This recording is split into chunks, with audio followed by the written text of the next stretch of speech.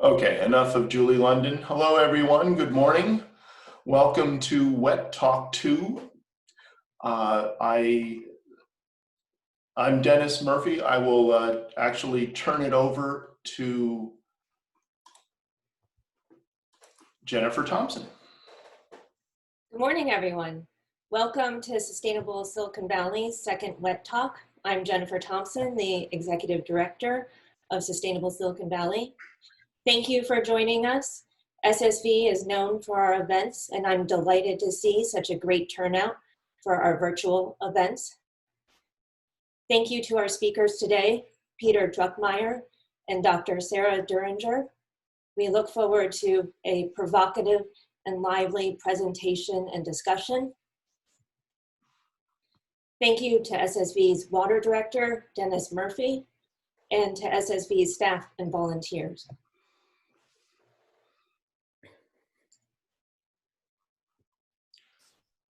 SSV is a nonprofit think and do tank focused on water, air quality and mobility, and leading an equitable and sustainable life in a decarbonizing Bay Area. This graphic illustrates how a 2-degree difference could shave off the most dire impacts of climate change. So I hope you enjoy today's presentation. And with that, I'd like to turn it over to Dennis. Hello again. Thanks for coming. I see people are still kind of filing in. Just a quick overview of stuff we have going on.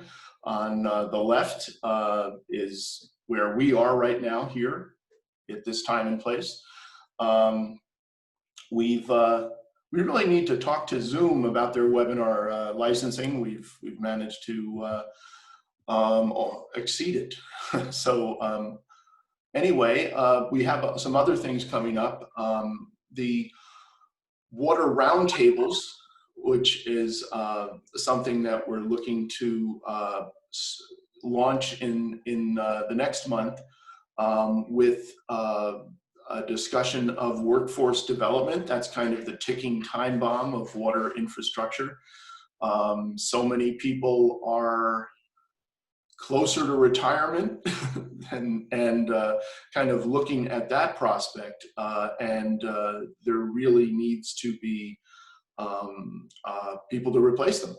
And it's just in terms of treatment and a lot of the infrastructure, these are really great aqua collar jobs, and more needs to be known about it. So what's the matter with workforce deployment? We hope to find out there.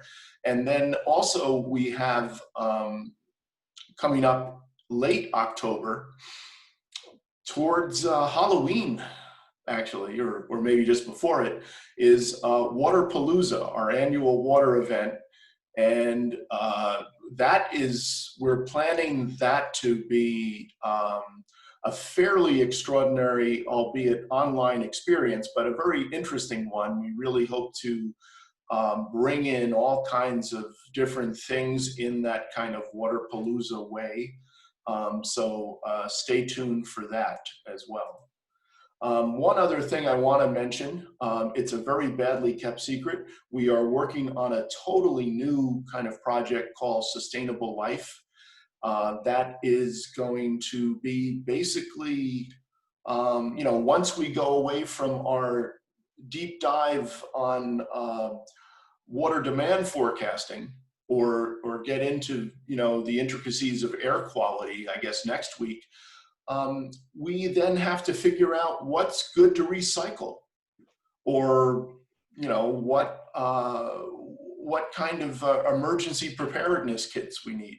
So all these life issues we want to capture with SSV Sustainable Life, and that is something that's launching in September as well. So we are a hotbed of launching. Couple things in terms of housekeeping. We do have chat open as well as the Q&A. Really look forward to questions. Basically, the format of this event is Sarah will start off with a presentation followed by Peter, and then we are looking for an extended Q&A session. So please work on that. I will try to do a bit of polling throughout, and you can look at that as well. So first off, I actually want to introduce both Sarah and Peter, and then we can get on with their presentations. Just 1 second here, I need to get my screen going.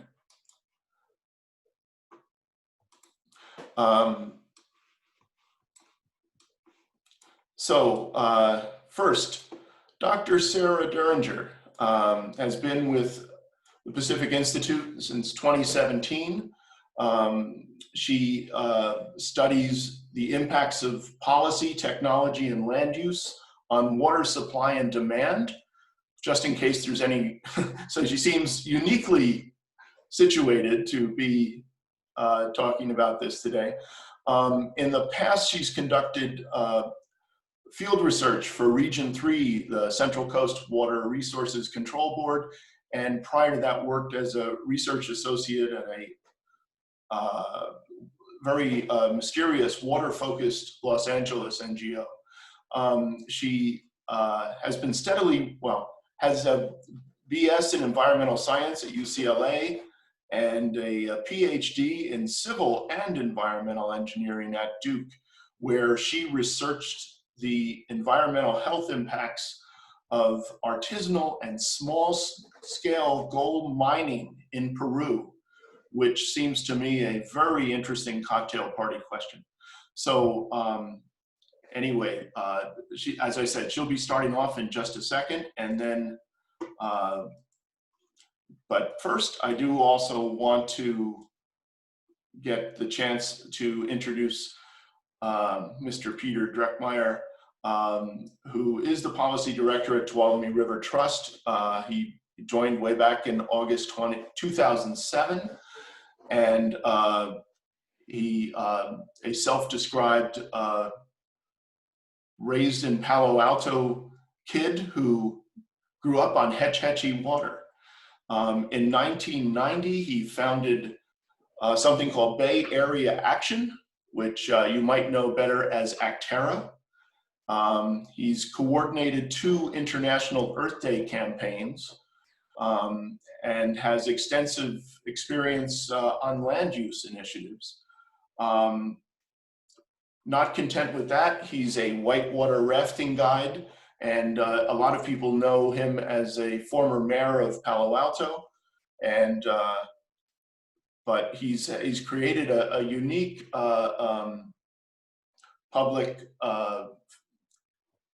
enterprise as a dangerous man and noted troublemaker. So look forward to Peter's comments. But for now, I'll let Sarah take it away and grab the screen and present forth.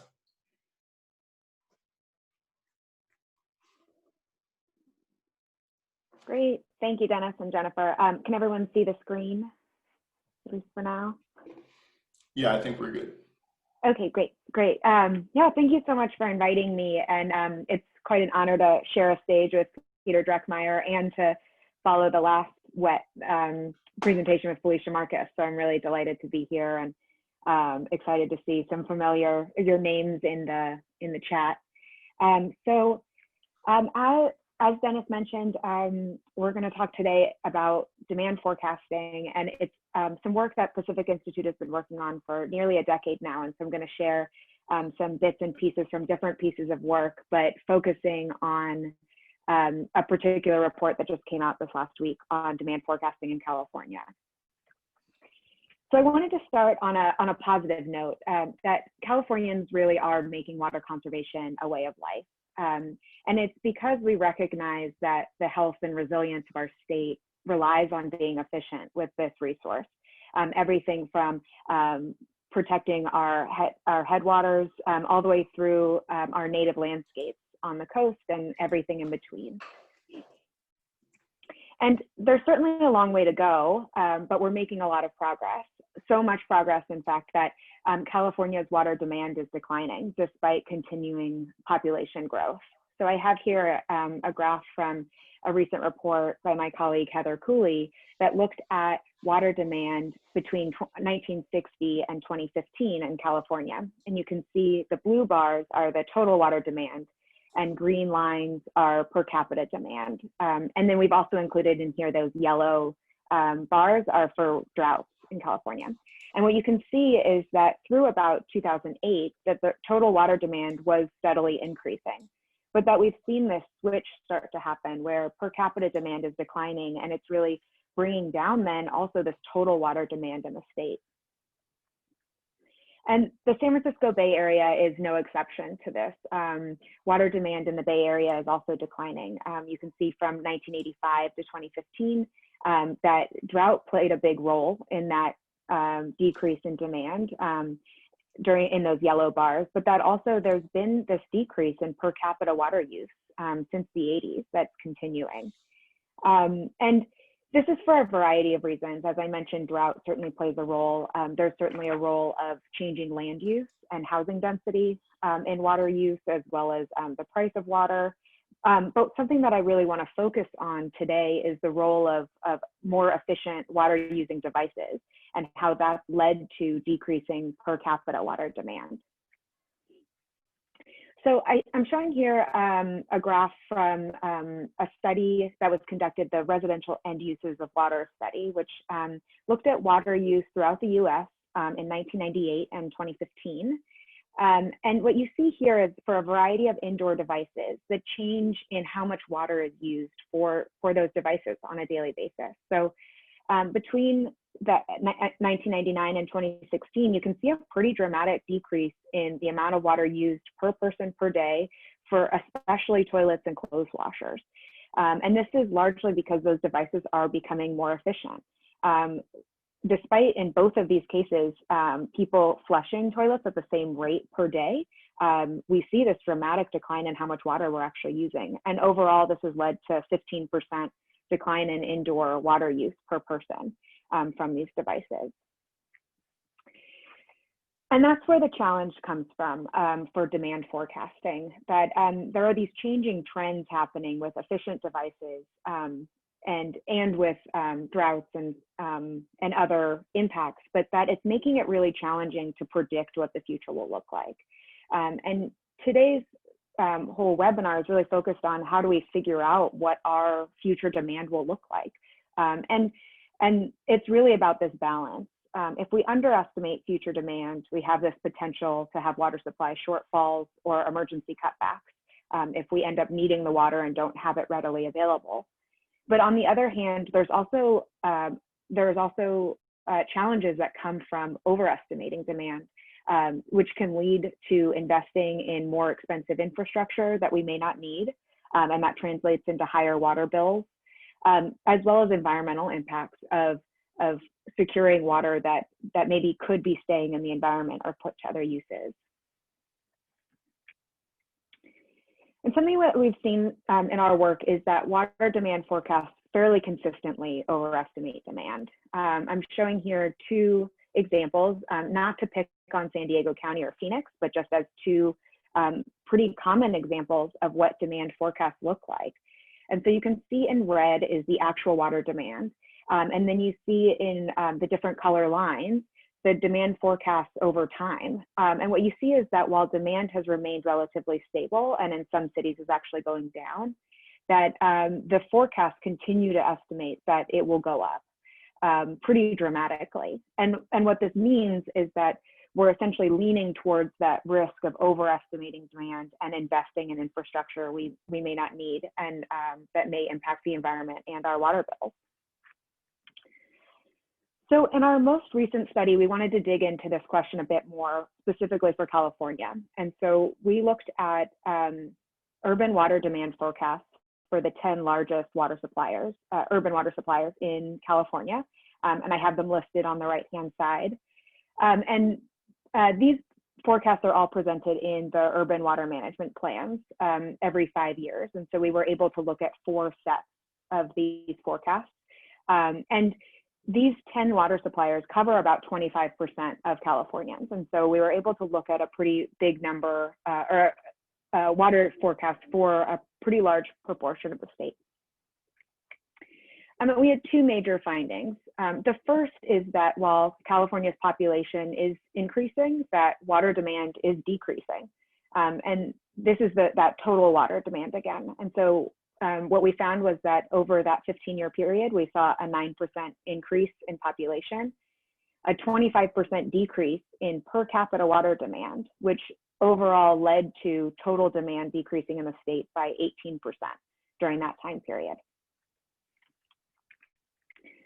The second finding was that all water suppliers that we looked at, all 10 of them, overestimated their total demand in the future because they overestimated that per capita demand.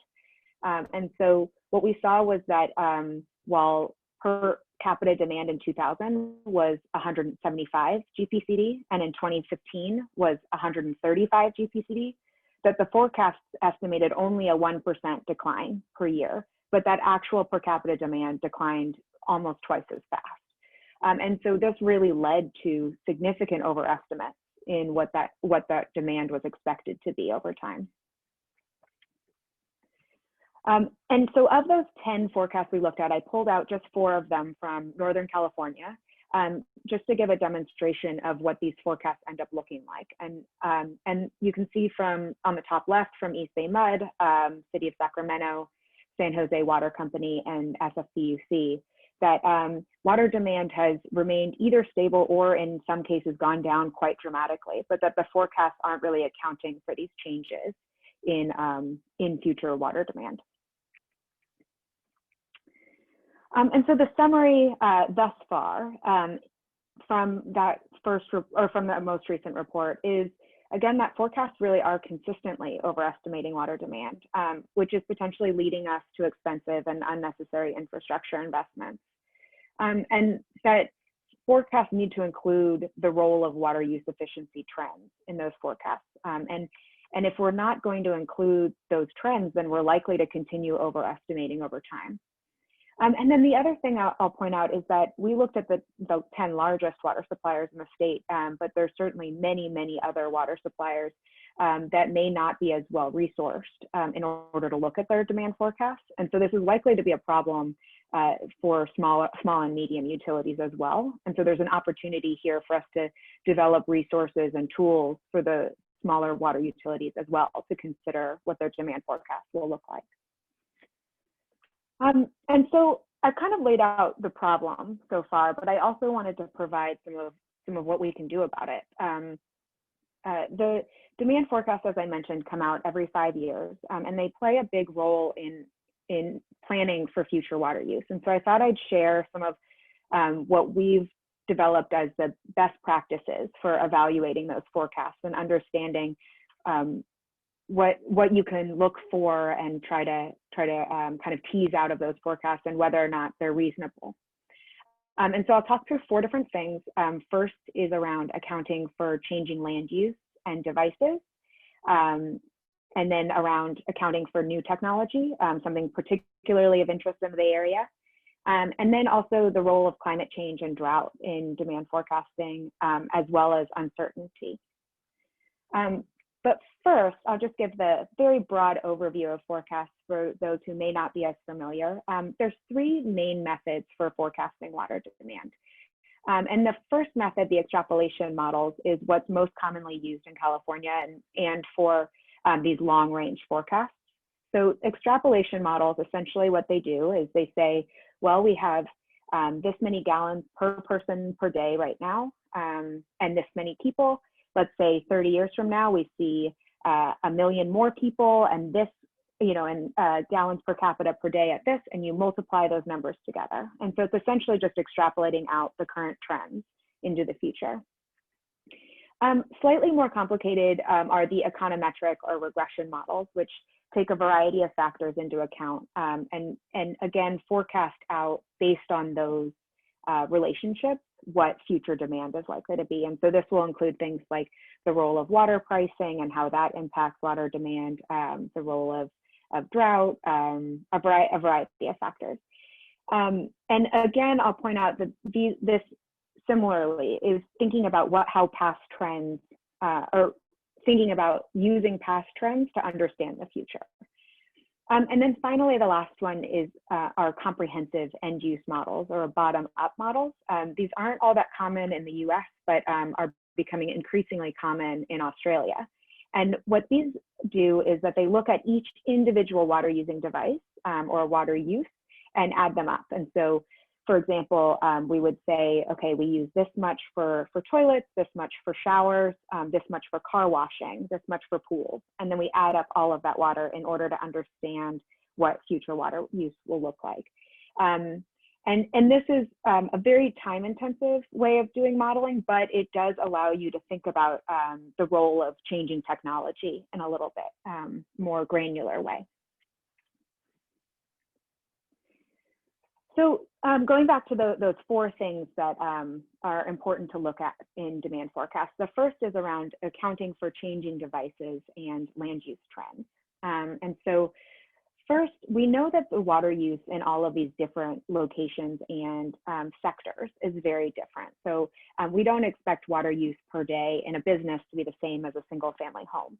But there is a lot of information on what is water use in those different areas. And so if you have a lot of changing land uses in your service area, there is going to end up being a change in your water demand. And particularly of interest for urban water demand forecasts is around this question between new development and existing single family homes.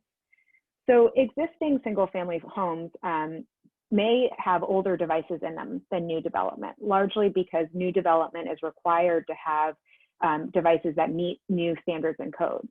And so we know that new development is going to come in at a lower gallons per day than existing single family homes on average. But that over time, as devices are changed out in existing homes, that they'll become more and more efficient. And so if demand forecasts are including the role of new development and new people moving to an area, but having them at average current gallons per capita per day, they're likely to overestimate that, since that new development, again, is going to be at a much lower or more efficient water use. The second thing to account for is the role of water efficiency and new technology. And this is particularly important in areas that are exploring things like on-site non-potable water reuse, or even eventually potable water reuse, because it means that we're reusing water within a building and decreasing demand from a centralized source. And I'm showing here a graphic from HPAC engineering that looked at all of these different sources of water within a building that we could then be replacing our potable water demand and using these instead. And this can have a pretty dramatic impact on our perceived future demand from that centralized potable source. The third is around accounting for climate change and drought. Most of what I've talked about so far are things that will decrease demand, but there is a potential for climate change and drought to either increase or decrease demand, depending on how we respond to it. And so there's a lot of projections for climate change that show that increasing temperatures will mean an increase in outdoor water use, particularly for plants that are not climate adapted. And so we may see increases in water demand on that side. But what the past trends for droughts have shown is that people's behavior responds to drought in a way that helps decrease demand. And so there's certainly some potentially some balancing here, but that it's important to consider overall how this will impact your service area, particularly if there's a lot of outdoor irrigation happening, or if an area doesn't respond socially as much to drought. And then finally, the last area is around looking at uncertainty and accounting for uncertainty in demand forecasts. We often see forecasts as a single line that projects to a single point that we expect water demand to be. But I am sure that all forecasters and modelers will say that there's a range around that point of what we expect to be reasonable. And forecasts can't have a couple of different ways to include that uncertainty in the forecasting that can give us more information about what our future demand is likely to be. So for example, forecasts sometimes will use scenarios of saying, you know, a high use or a low use scenario projection, or some confidence interval around it. And I think this is important for two reasons. One is that it gives us a bit better understanding of the possible range of water use, and helps us to kind of plan around that. But also these scenarios help show us what's possible. And so if we are using a scenario that we increase our investments in water efficiency, we increase in new technologies and on-site reuse, what is it possible for us to get to in terms of our water demand? And that really can help spur the ideas of how do we actually decrease what we're taking out of the environment? How do we actually help recharge groundwater basins? So I think this is such an important piece of evaluating demand forecasts. So I wanted to share last just an example of how we've put this into action. So in 2017, there was a push to have the Menominee River listed as a wild and scenic, or have a wild and scenic designation. But there was some pushback from local water agencies and on whether or not the water in that river would be needed for future water demand for the agency. And so the Foothills Conservancy asked us to do an evaluation of the demand forecast put out by the Amador Water Agency, their long-term water needs study. And we were able to look at those 4 different pieces that I just talked about to see whether that future demand was likely to materialize. And so what I'm showing here is the long-term water needs study looked at actual demand from 1995 to 2015, and then projected demand for 2100 for each of these different sectors. And we looked at a variety of things, including the role of conservation and efficiency, but also that change in land use, to demonstrate that this demand was likely not to materialize because of the way that technology is already changing, and the way that we understand housing density and water use trends. And so as a result of looking at this, and certainly a lot of work by Foothills Conservancy and others, Menominee River was designated wild and scenic in 2018. And so for those of you who are interested in more resources on demand forecasting, I put up just a couple of the ones that the Pacific Institute has on our website that are available. The first is our most recent assessment on urban water demand forecast in California. That's the one that I talked about toward the beginning of the talk on the top 10 largest water suppliers in California. The second is a Water Research Foundation report on integrating water efficiency into long-term demand forecasts. This one's a bit more of a technical report, but certainly has a lot of interesting pieces into it and digs even deeper into things like how to include uncertainty or how to model the changeover of devices. And then finally, the last one I'll point out is a community guide for evaluating future urban water demand that we put together that walks through some of the latter half of what I talked about of, you know, how do you evaluate the demand forecast and figure out whether they're on the right track.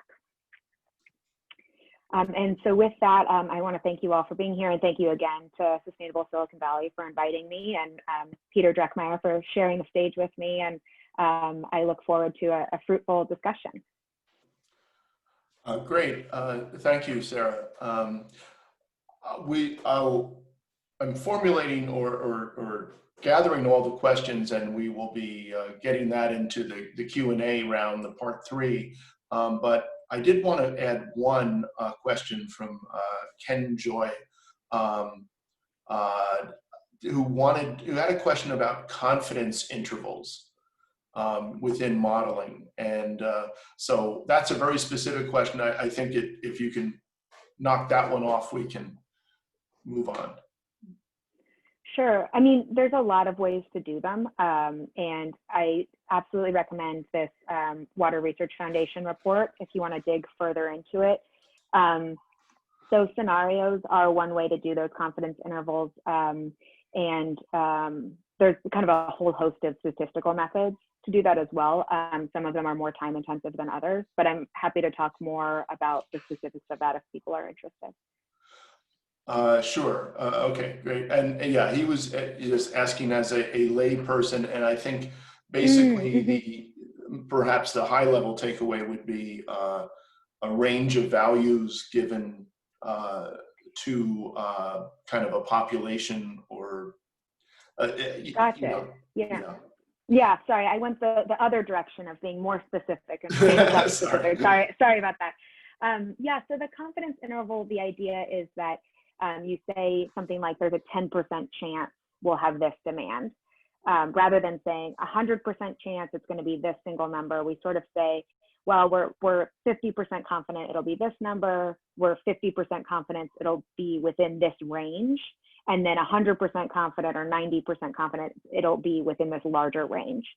And so the idea is that instead of pretending that the model is going to be completely accurate, we actually account for some of that uncertainty where we're like, maybe this will change a little bit, increase it a little, decrease, and then plan based on some of that uncertainty. Great, thank you. I think that was actually both responses were helpful. So thanks for doing both of them on the fly. All right, we're up to Peter.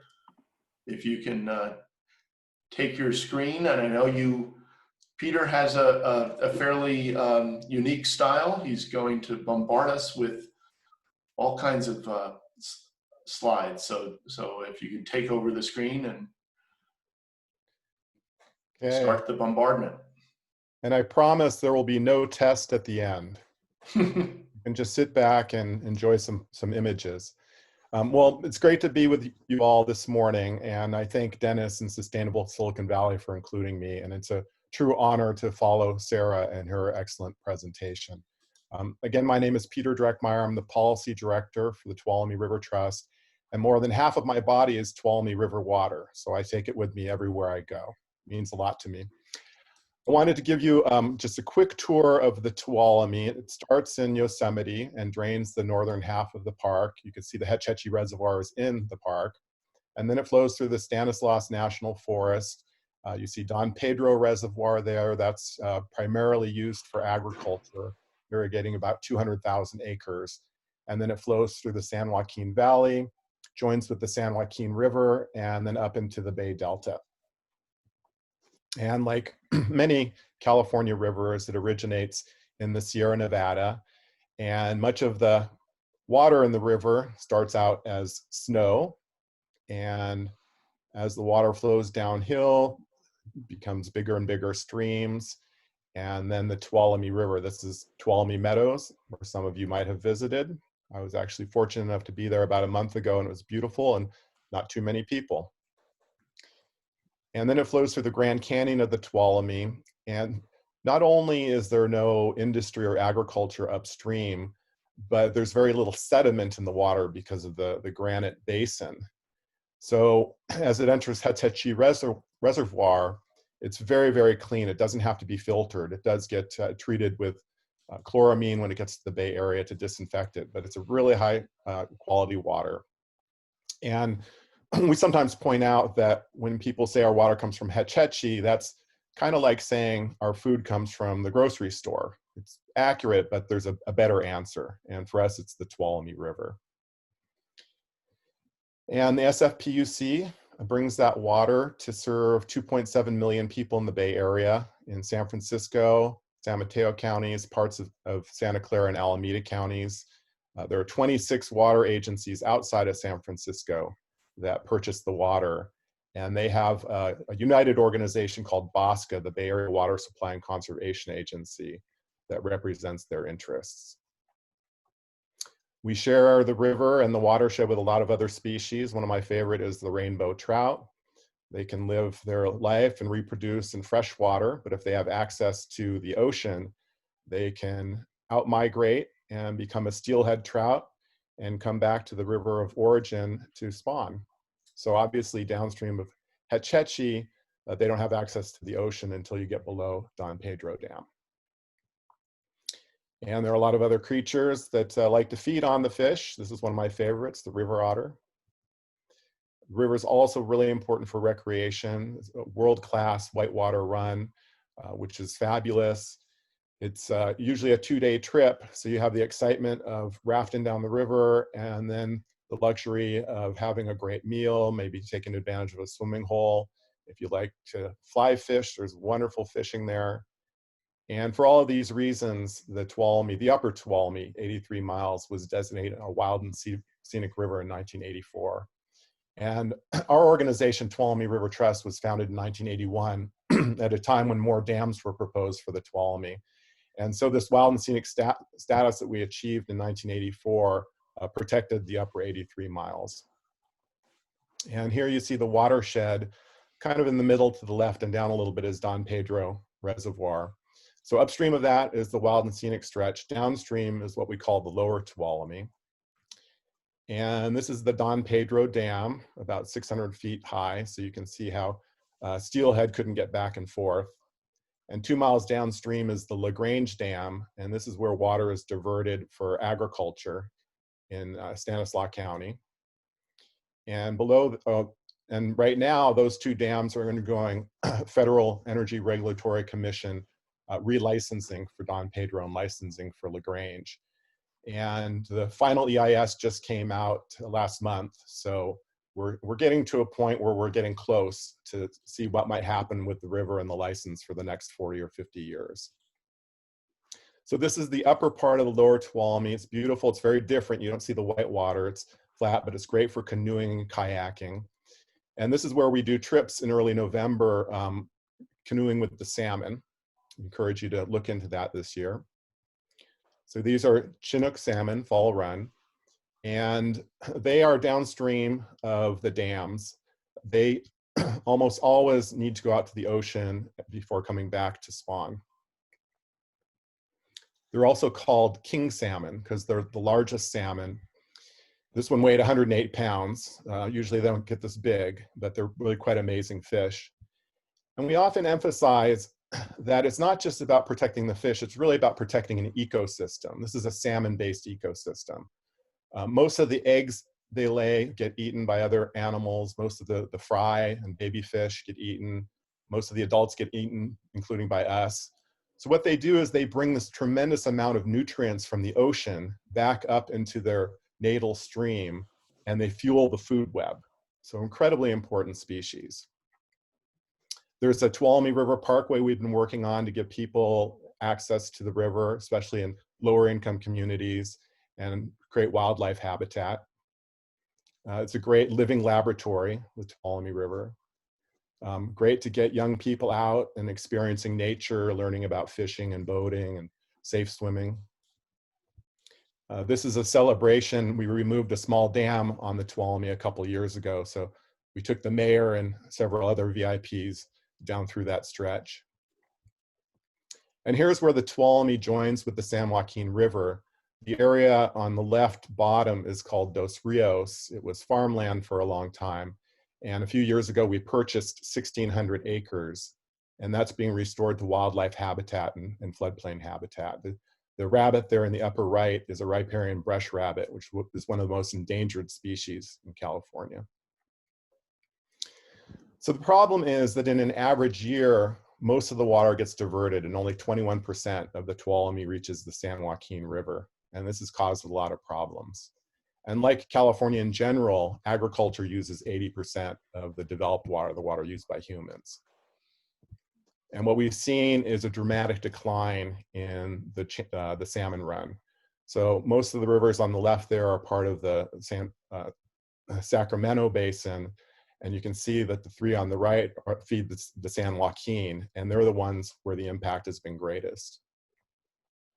And then the San Joaquin joins the Delta, and some of that water makes it into the bay and out into the Pacific Ocean. So what's happening now is the Bay Delta is in a real state of crisis. And it's time to do something about it. We had a fabulous president of the State Water Board, Felicia Marcus, who made great strides. And unfortunately, Governor Newsom did not reappoint her. There was a lot of pressure from the water interests because she was too honest and too willing to work with all parties. But the Bay Delta Plan is in the process of being updated. It was required by the Endangered Species Act. The plan was first adopted in 1978, updated in 1995. Looked at it in 2006 and said, we got to do something about it. And so we've been in the process of getting it updated. So a little background on the Delta. Half of the water that falls in California flows through the Delta. It is home to a remarkable number of species, more than 500 species of fish and wildlife. So incredibly important habitat. Major stopover for the Pacific Flyway. And it's a migration corridor for salmon, steelhead, sturgeon, other anadromous fish. And it's changed a lot.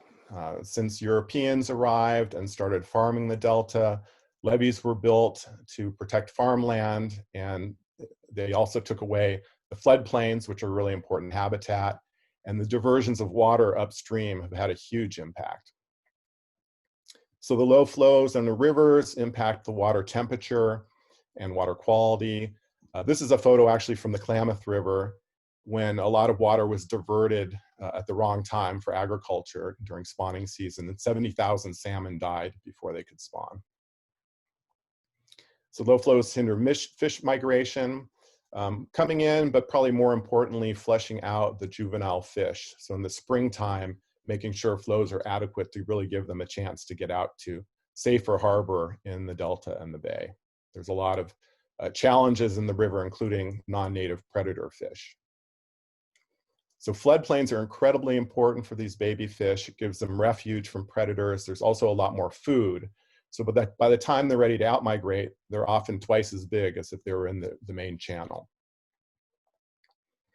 And the low flow conditions favor species that evolved in those conditions, non-native species. Here you see water hyacinth that some years just clogs miles and miles of the Tuolumne.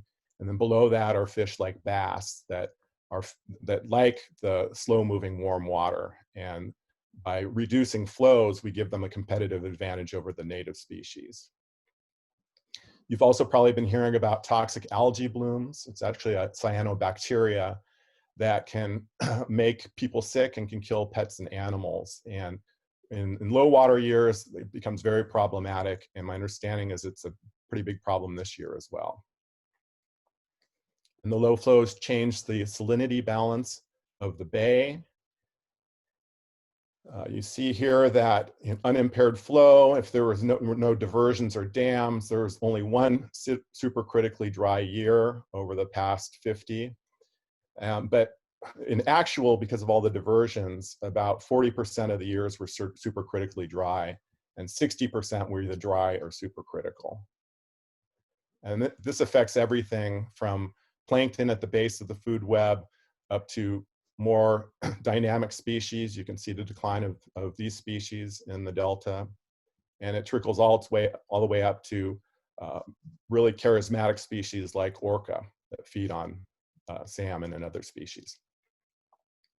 People also depend on the fishery.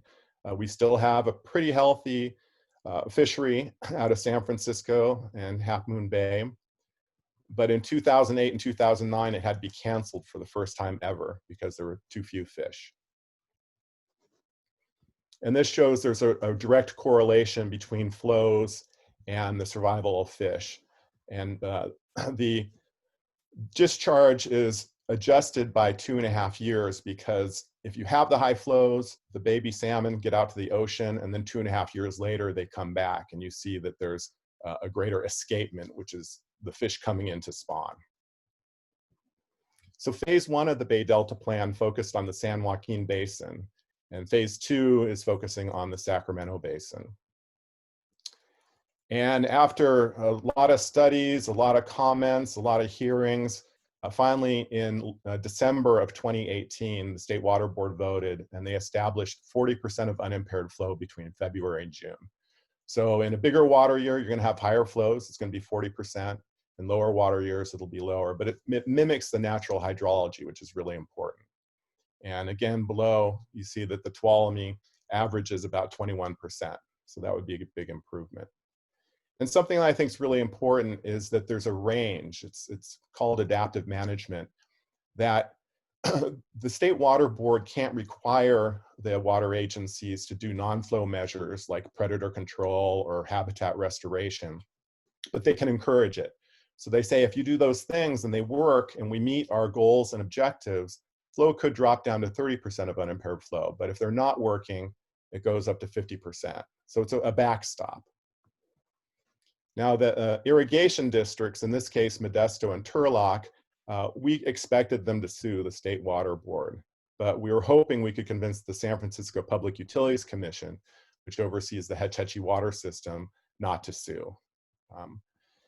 And we had success with them back in 2008. SFPUC was working on its water system improvement program to upgrade the system. I think there were 80 capital improvement projects to make sure it could withstand a major earthquake.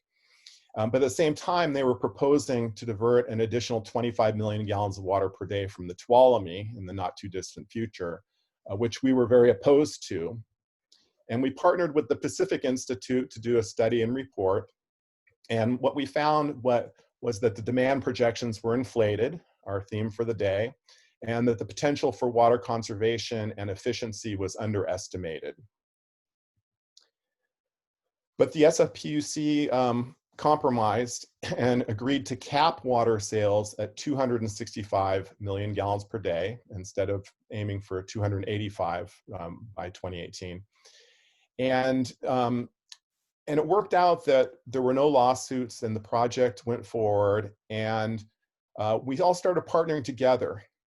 We felt that we provided the why conserve water, and the water agencies provided the how to through rebates and changing out water needing landscapes. And we worked really well together. This is a poster that made it into about 1,000 classrooms in the Bay Area where we gave our That's the Tuolumne in My Tap presentation to educate them about their water source and what they could do to help protect it. We worked with them on promoting all sorts of water conservation programs. The low-hanging fruit is water-thirsty landscapes that can be converted to drought-tolerant landscapes, and with native species, you're also supporting wildlife. Gray water systems for individual homes and small buildings, recycled water, and we put together the Water Conservation Awards for Silicon Valley that ran for 10 years, and tremendously successful and wonderful to see what's happening in Silicon Valley. Great programs from the individual level all the way up to businesses and agencies. Community events like partnering with the city of Palo Alto on the Great Race for Saving Water, putting on the Tuolumne River Film Festival. But unfortunately, this time we did not get support from the SFPUC. And in fact, shortly after the draft environmental document came out, they signed an op-ed with BOSCA, the Bay Area Water Supply and Conservation Agency, that had some really alarming numbers, that if this plan goes through, we could lose 188,000 jobs, $49 billion. And we were very disappointed in this because for 10 years, between 2006 and 2016, we reduced our water demand by 30%, which is really quite amazing. And according to their economic study, that should have resulted in the loss of 25,000 jobs and $6.5 billion. But it didn't, actually quite the opposite. The number of jobs grew by 27%, and the amount of water used dropped by 23%. So it was the reverse of what people had expected before. So in 2007, the SFPUC projected that demand by 2018 would be 285 million gallons per day. They agreed to cap sales at 265. Then pre-drought, it was down to 223. This was likely due to the fact that the cost of water was increasing fairly rapidly to pay off for the $4.8 billion in capital projects. So people were getting a price signal, and there was a real incentive to install efficiency and to conserve water. It got as low as 175 during the drought. These are the two main drought years, 180. And the actual in 2018 was 196. So it's 31% lower than what was projected in just a 10-year time span.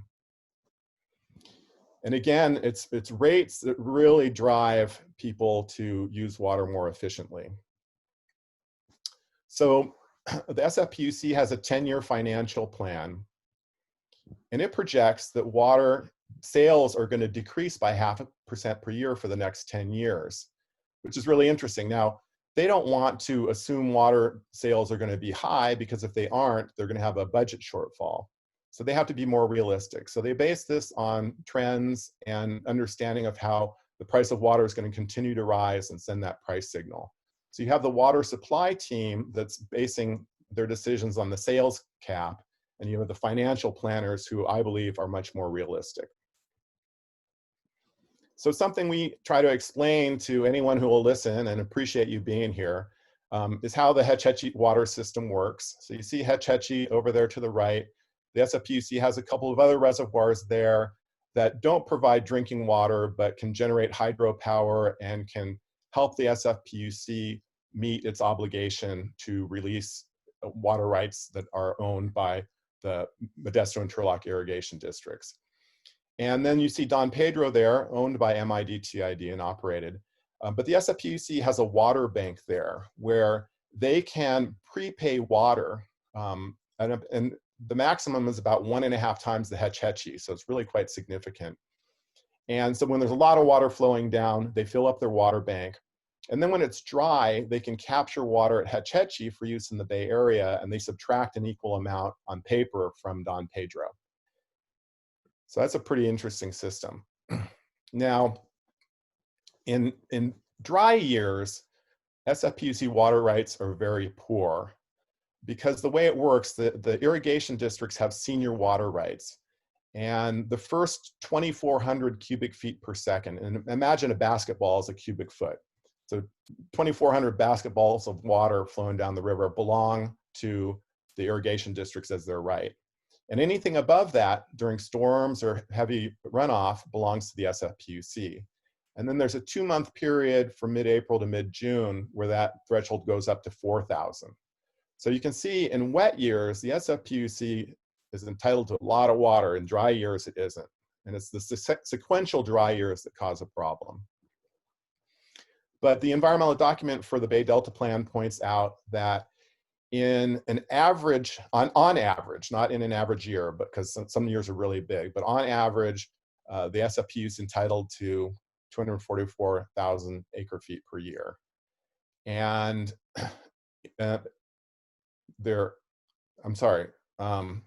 is diverted from the Tuolumne. And on average, 750,000 acre feet per year is available from the Tuolumne. So if every year was average, the SFPUC would have 3 times as much water as it needed from the Tuolumne.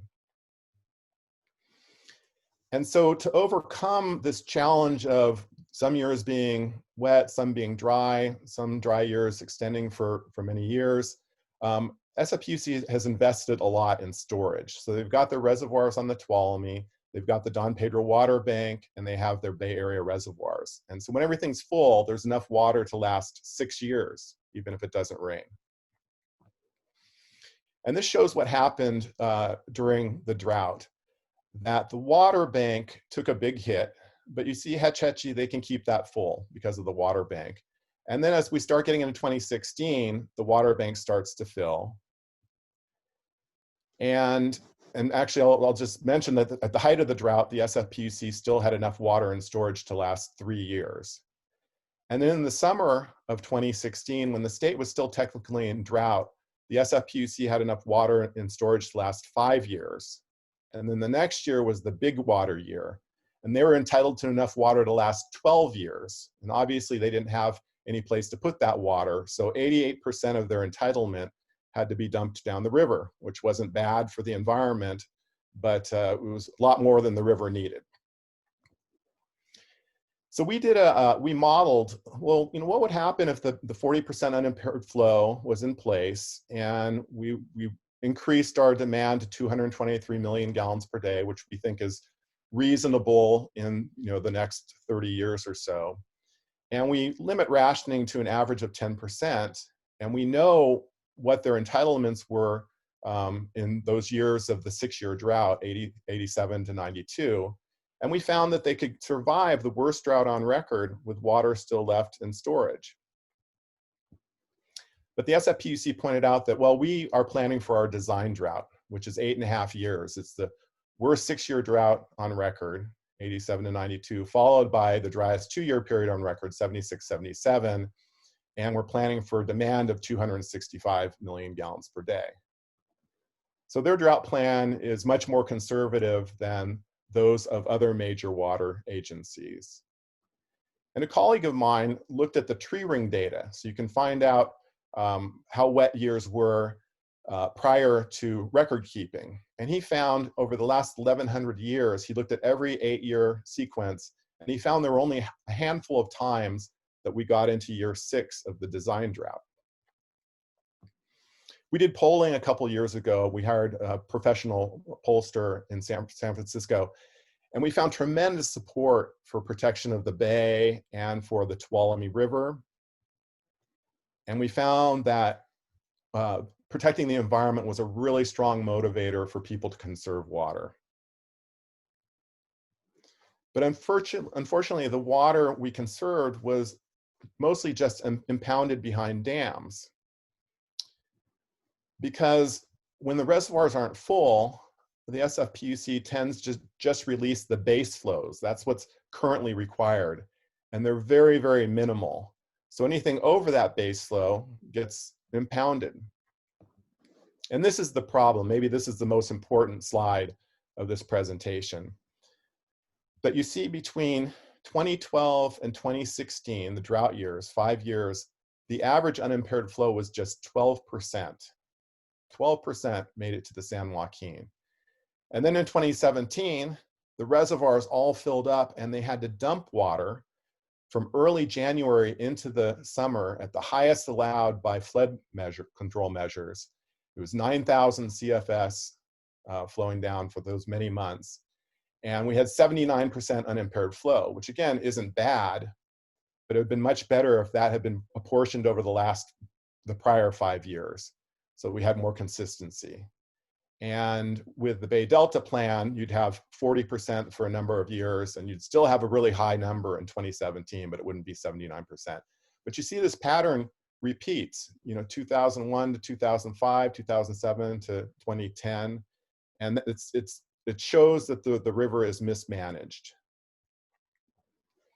So there are a lot of opportunities to bring more water online.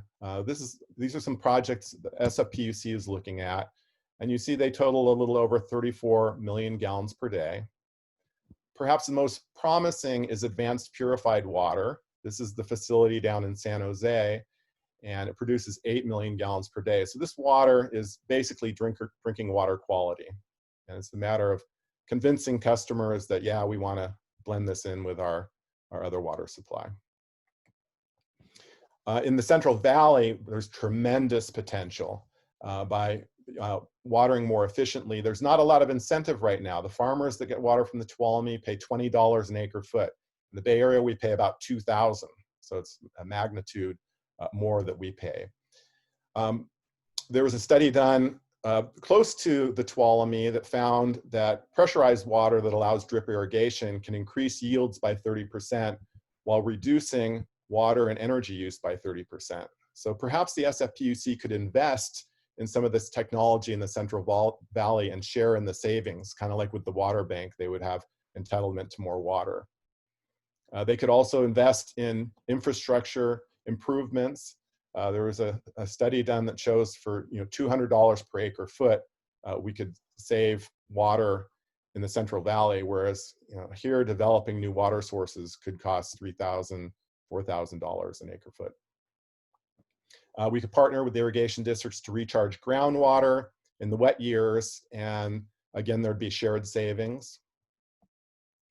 And what makes a lot of sense to me is we could purchase water from the irrigation district. So if we ever were to get desperate, we could pay them the full value of that water in the agricultural community, which includes growing the food, processing it, distributing it. And the value would be between $500 and $1,000 an acre foot. We're used to paying $2,000. So you could, if things were fair, pay the farmer, the processor, the distributor exactly what they'd be making. They wouldn't have to do any work. We'd have that water in the Bay Area where it's much more valuable and the economy would keep ticking. So I'm going to just wrap up with our water supply calculator. This is a tool we created earlier this year to take a look at. It's not always going to be 265 demand. San Francisco could bring more water online. There are different ways to look at unimpaired flows.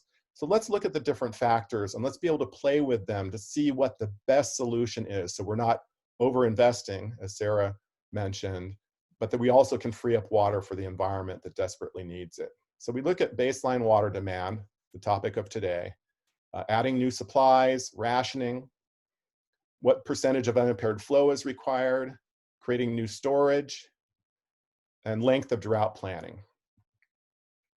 So this is an Excel spreadsheet, user-friendly. You see the years of the design drought on the left, and on the far right is water remaining in storage that's still available. And we used mostly numbers provided by the SFPUC. We know what their water entitlements were for those years because they're in the past. And we were, very conservative with this. And these are some of the more promising scenarios. So for the last 5 years, we have been, demand has been less than 200 million gallons per day. So we looked at, well, what would happen if the SFPUC voluntarily released 40% of unimpaired flow, its share, and we found that they could do that for 2 years. If those years are dry and the reservoirs aren't full and they're getting nervous, and the third year is dry, they could just no longer voluntarily release water, go back to base flows, and they make it through their design drought, which is very, very conservative, but that's what they're basing things on. So this is demand rebounding to 223 million gallons per day, which is what it was pre-drought. Rationing isn't above 20%, and there's no new water supply. And on the right column, you see that they have a positive in storage through the 6 years of the worst drought on record, kind of like our past model.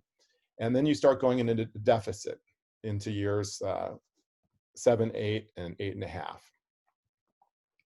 But here's the same scenario with adding 30 million gallons per day of additional water supply, like advanced purified water. And you see now they make it through year 7 of the design drought, and there's still a deficit at the end, but they make it through the worst drought we've had in the last 1,100 years. So this is back to 200 million gallons per day, roughly what we have right now. Only 10% rationing because it's already pretty low. And we're adding 30 million gallons per day of water supply. And then where you see the difference is in column 4, the unimpaired flow is 40% for the first 4 years. If you have a 5th year of drought, it drops down to 20%. And so there's some relief for the water agencies. Now, it's pretty rare that we get into 5th year of a drought, so maybe it's not a huge sacrifice for the environment. It's much better than what we have right now. And you make it through the entire design drought. So this is 223 MGD, again, pre-drought. And the 30 MGD of new water.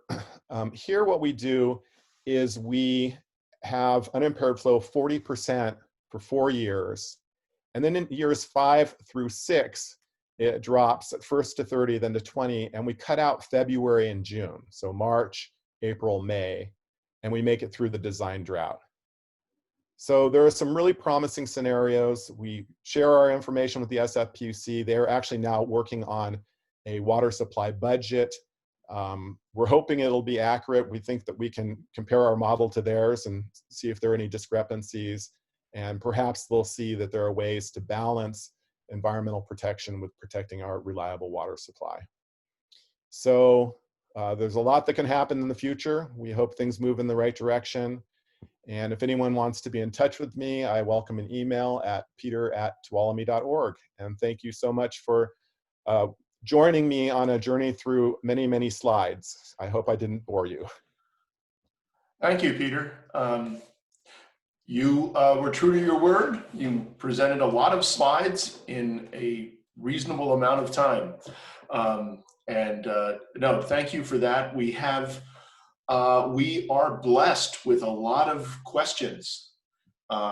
So I kind of want to get into it and just recognize we have questions from all over. We tried to set up a Google form for the pre-seminar or pre-webinar questions.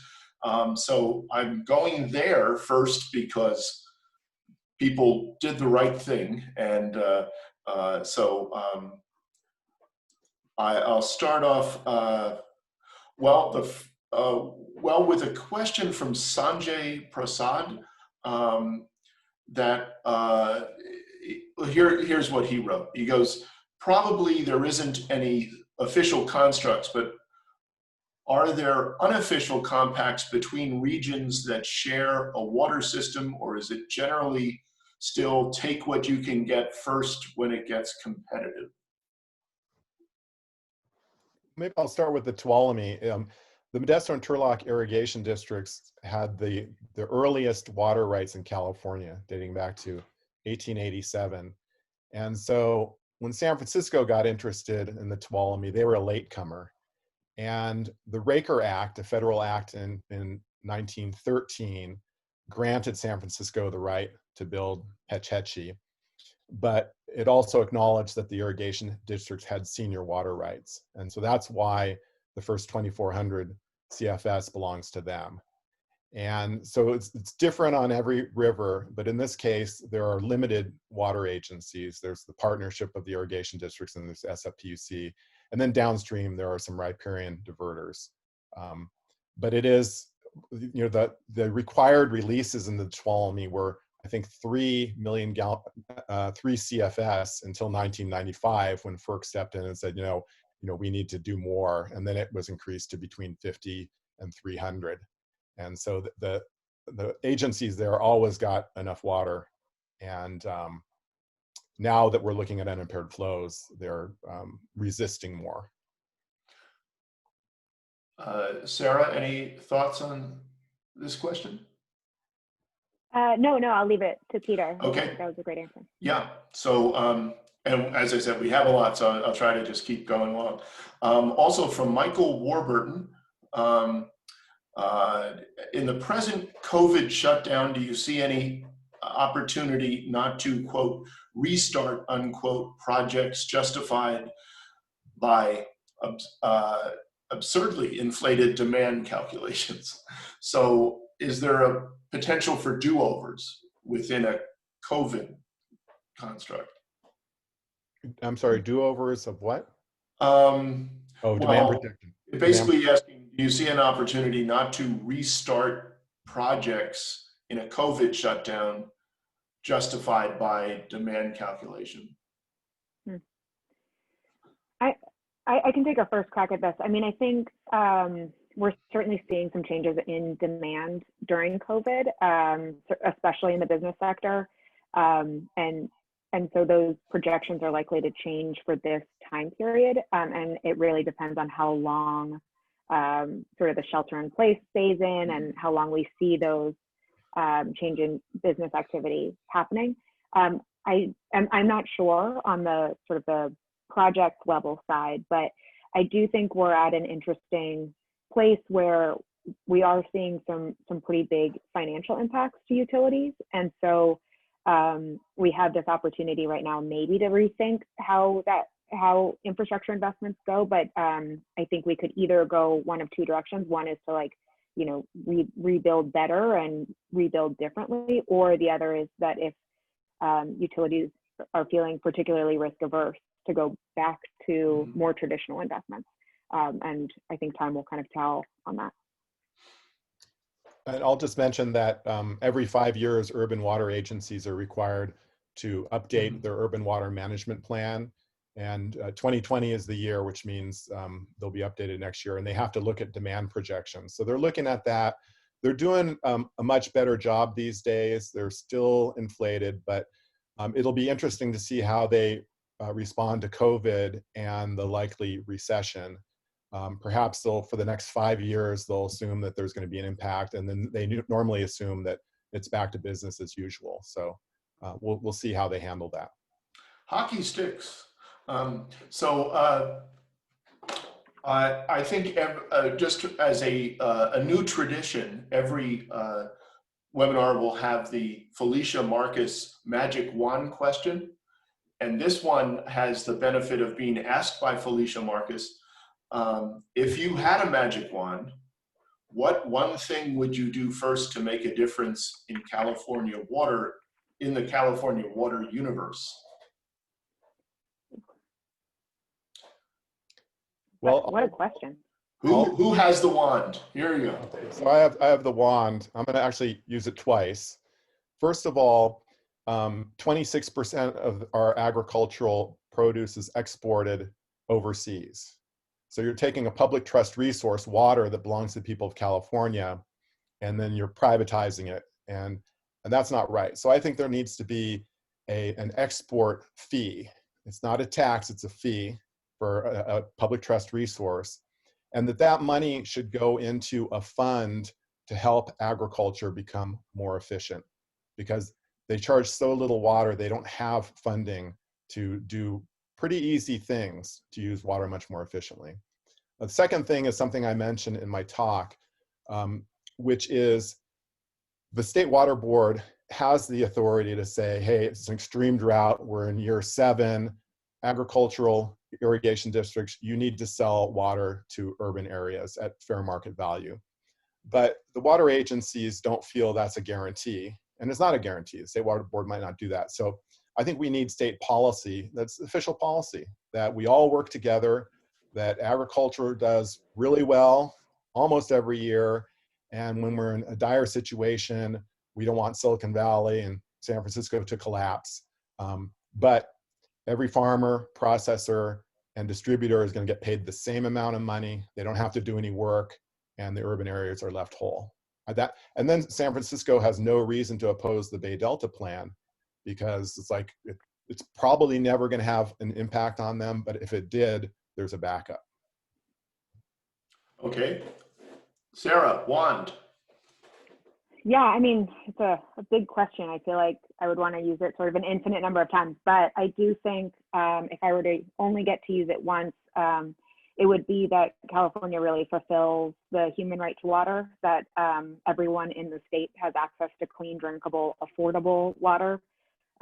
It's something that I'm always kind of shocked and appalled when we think about, developing countries and, oh, let's make sure everyone has access to water, but we haven't done it in our own state yet. And so that would be my magic wand use.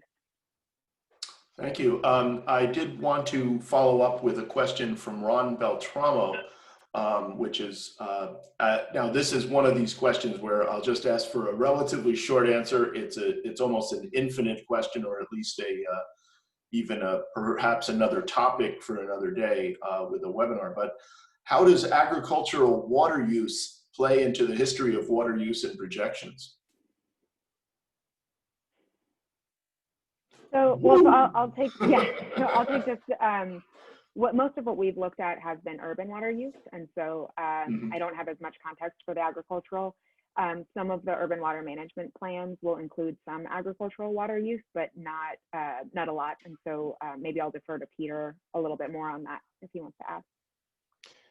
Yeah, so there are agricultural water management plans required.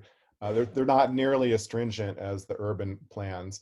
What we've seen is that as agriculture becomes more efficient, the agencies feel like, oh, that freed up water and we can open up more marginal lands. And so the amount of water used for agriculture has probably remained the same, although drop per crop has decreased. And so it's a lot like in the urban areas. If you have conservation and efficiency are keeping up with population growth so that demand remains flat. And the problem is that the status quo has led to the basically the destruction of the Bay Delta or close to it. And now what we need to do is use water a lot more efficiently and maybe even retire the marginal cropland that floods or has a lot of salinity.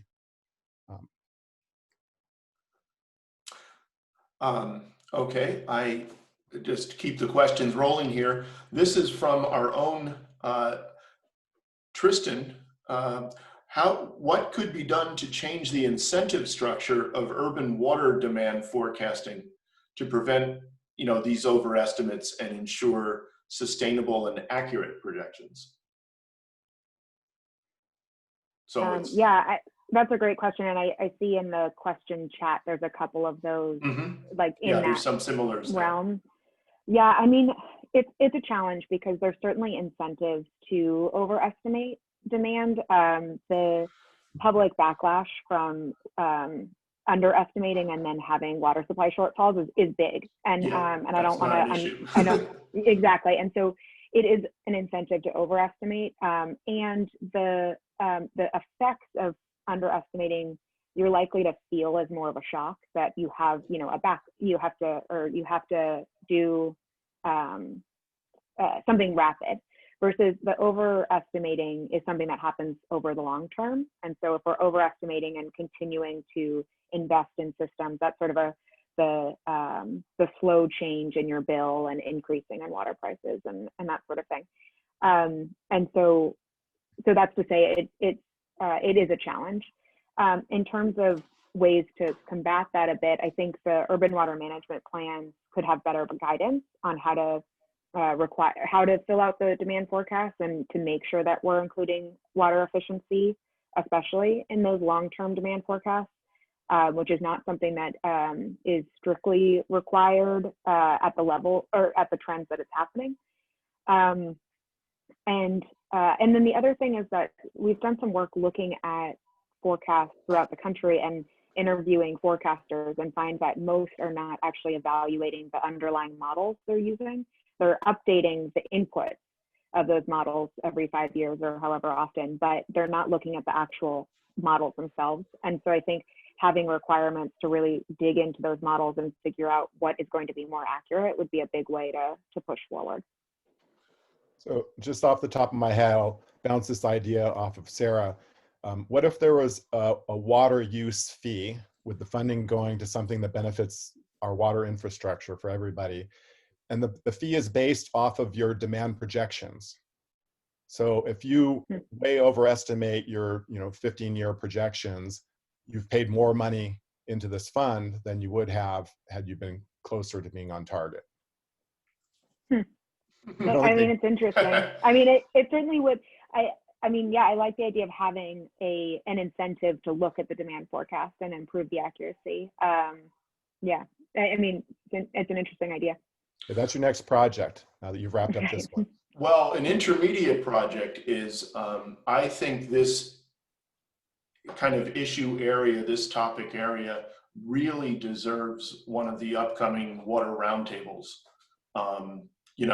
Because obviously there's so much in this. I mean, just even this issue of incentives is a big issue. But we'll go to other questions in the meantime. Darcy Lucy, pardon if I mangle the name, but Darcy asks, given the lag time with urban water management plans, how much of a course correction do you expect to see with the 2020 plans, particularly considering the new legislation passed since the historic 2012-2016 drought? Good question, Darcy. I mean, I hope I don't sound like too much of a pessimist, but I think we're not likely to see huge changes in the upcoming 2020 plan, partially for the reasons that we just talked about, that there's not a huge incentive to do these forecasts better. They are over time they seem to be leveling out a bit more. When we looked at the top 10 suppliers, the accuracy wasn't improving over time. necessarily, but that may change because of more recent legislation. Instead, I think it's possible we'll see that forecasters are projecting that we'll rebound from the drought completely when that may or may not happen. And so I'm not super hopeful that the upcoming forecast will be better. But with that said, I do think there's increasing kind of awareness of this as an issue and the implications of overestimating demand. And so I'm hoping that that will continue to be a push point to say that we need to do better on these. Okay. Peter, any other? Nothing words? to add, but I'd like to say hi, Darcy Luce. That's shout outs are allowed. Okay, like to go over to Amelia Luna. Are there legal implications for water providers that would cause them to hedge their risks by forecasting higher demands? I think we kind of went into this a little bit, but I just wanted to throw that out to you. Yeah, I mean, I guess, yeah, just to reiterate, I don't know off the top of my head, like what the legal implications are, particularly for underestimating. And I'm sure that there's legal implications of not having adequate supply. But again, that those incentives definitely push to overestimating instead of underestimating. Okay. I'm going to go on a little bit of a tangent. Something really interesting in the Bosca territory. So these are the 26 different agencies. They each have a different contract with the SFPUC for a water supply allocation guarantee, water supply guarantee. And if you add all those up, it adds up to 184 million gallons per day. And in San Francisco, it's 81 million gallons per day. So those add up to 265. So that's the sales cap. But each agency has its own contract. So you have some agencies like my hometown of Palo Alto that has an allocation of about 17 million gallons per day. And then right across the county line is East Palo Alto with almost half the population, and their guarantee was 2 million gallons per day. And so they really hustled to be efficient. And Palo Alto has two. A lot because we know it's the right thing, but we're not going to run out of water. We use 10 million gallons per day. And East Palo Alto uses 2 million gallons per day. That was their guarantee. Mountain View ended up selling them 1 million gallons of allocation, and Palo Alto ended up giving them 500,000 gallons per day, which I was really proud of that. And so they're fine for the next 20 or 30 years. But for a community that has a really high guarantee, they don't have to worry too much. What if every community had a guarantee based on population? And if you can stay within your allocation, you're fine. If you can use less, then you have water that you could sell or trade to another community that needs it because they have higher per capita use. So you basically are using cap and trade, using the market to drive efficiency. And Palo Alto didn't have to be as efficient as it was, but did it out of the goodness of its heart. And other communities might be motivated a little bit more by the economics of it. Well, yeah, that gets into the whole, in a way, mindset of California water in terms of water agreements and the historic, impact of that. And yeah, so I think it's a system certainly right down the line that no one would ever do if they were starting over. And It'd be very different today, yeah. Yeah, and end up with this. And just the issue of East Palo Alto water is a very big issue. And it did get resolved, at least in a somewhat agreeable manner. I mean, it could have had a number of scenarios that would have been worse. But anyway, I'm sorry, really quickly, my main point was that if you had to pay for your allocation guarantee, whether you used it or not, you might have an incentive to trade it or sell it or share it. But it's really problematic that you can just sit on that. And that's why demand is likely to be much lower than the sales cap, is because a lot of communities are sitting on water they're never going to really need. Mm-hmm. Yeah, no, that's a very good point. I would like to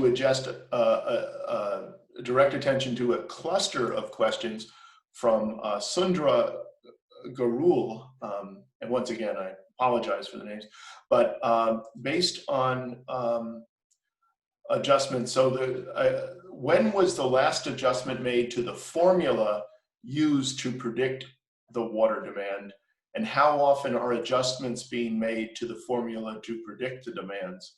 Are there future plans to ensure the data being recorded stays in correlation with the increase or decrease of water conservation? So just a few questions about the demand. I mean, for one thing, is everyone using the same approaches to and formulas to predict water demand?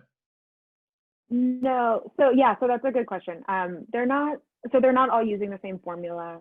Generally, for the urban water management plans, they're very similar, and it's that projection of per capita demand, and then what you think your population will be, and then there's usually some correction factor for conservation. The correction factor, in a lot of ways, is kind of the most kind of up in the air. That some utilities will do just that they assume 10% reduction. Some will assume 1% per year. It just depends. And so that's one of the places we see a lot of potential for standardizing, or for at least starting to look at trends, is in that correction factor. And then the other thing is that there's a lot of different types of demand forecasts.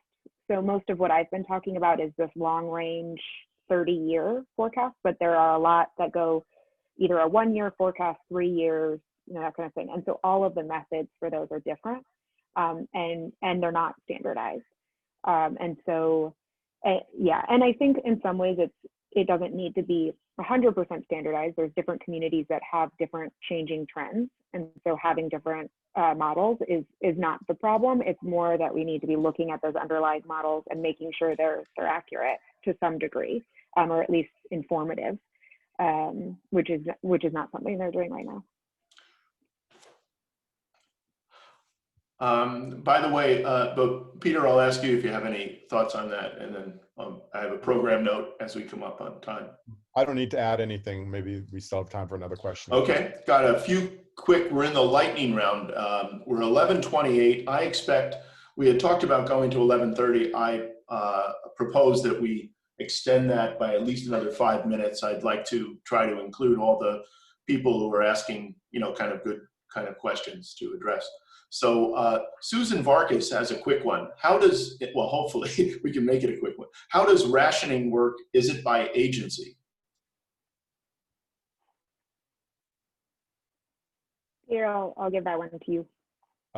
It often is. The governor's mandate, Governor Brown, required a certain level of rationing based on use at the time. And so high water use communities had to ration much more than low use communities. And I think that was the right approach.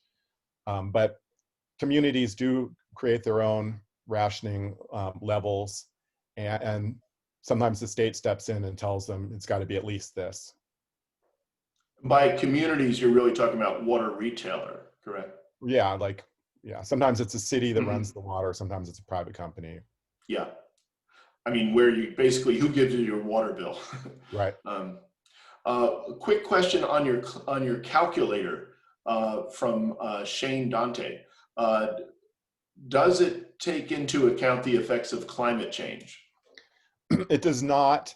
And I had a bunch of slides that I didn't want to make Dennis mad and put them in there, but we have thought a lot about climate change.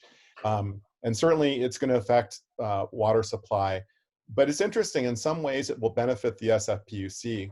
So for example, earlier runoff of snow melt, which is expected, will shift water in the entitlements from that 4,000 CFS to the irrigation districts into the 2,400.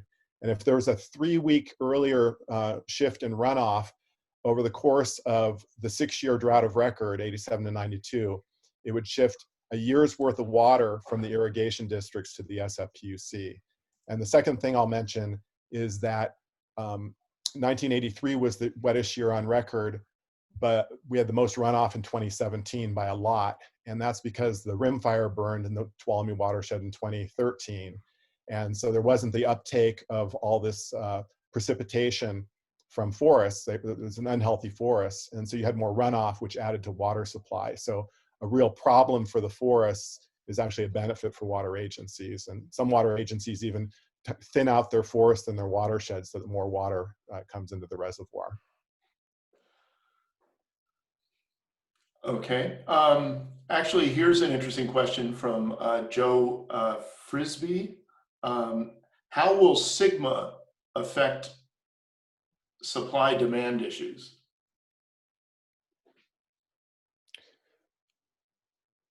Well, in the Central Valley agricultural lands, some places they really overpump groundwater, and you have subsidence, you have problems with infrastructure, like canals or bridges, and it's a really high cost. It's basically a tragedy of the commons, where if people just pump at will and there's no monitoring and no regulation, then everyone suffers in the long run.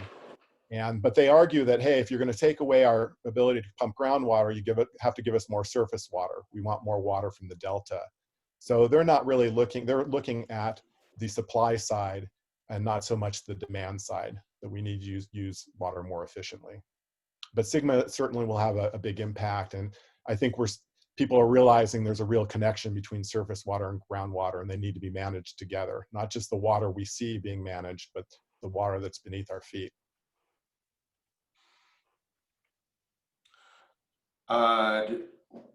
Let's see, there's a couple questions on, well, here's one from Ken Joy. Is there any political incentive for water-rich, so-called water-rich agricultural districts, say on the east side of the Central Valley, to sell saved water to a water-poor district on the west side of the valley, rather than selling to urban users? So, you know, that basically it becomes a question of, say, political or other kind of incentives to maybe do the right water allocation thing. Well, urban users are willing to pay a lot more money. So they, as you pointed out. But one issue is that often people don't want, they don't want to buy water in a really wet year where they're going to get it otherwise. So they want it to be available in dry years or even normal years. And so you really need a long-term agreement. And sometimes water agencies, whether they're urban or agricultural, are hesitant to do that because we don't know what's going to happen with climate change, with population growth. They want to, still having that guarantee. And the east side is not great for growing crops. So really probably prioritizing the west side. The east side is the place to grow crops. The west side is problematic. Mm. Okay, well, I think at that point, we, I think, have to wrap up. I don't want to extend too far beyond the published time. I think we turn into pumpkins or some kind of squash, assuming there was enough water for it. I do want to say that, this is probably one of the beginning events we will have in this space. There may be some things in future with, for instance, SFPUC and Bosco and Valley Water, as well. And I mentioned the roundtable kind of idea, which is something that we will be starting up. That may be a good forum for this, but then also the wet talks as a presentation idea as well. I mean, at one point, I would love to have a presentation just even of the history of the engineering of our water system in Northern California, which is a fascinating thing, and I think people would benefit from knowing more about that instead of just history geeks like me. So in any event, there will be some further discussion of these issues. I really want to thank Peter and Sarah for their time and their research and activism in these areas. I think a lot of good questions are getting asked, and that's certainly a benefit overall to us. So any final words, people? Well, real pleasure to be here. It was a great event. And thank you, Sarah, for the good work of the Pacific Institute. And thank you, Dennis, for the good work of Sustainable Silicon Valley. And thank you for the good work of the Tuolumne River Trust. We have to close the loop here. So anyway, great stuff. Thank you to our audience for giving questions over so many different areas. It really had me going with the chat and the Q&A and everything else. So have a good rest of your day. Breathe better. We'll actually be talking about air quality in a few days, because that's a big thing at SSV as well. So with that, goodbye, everybody. Thanks, everybody. See you later.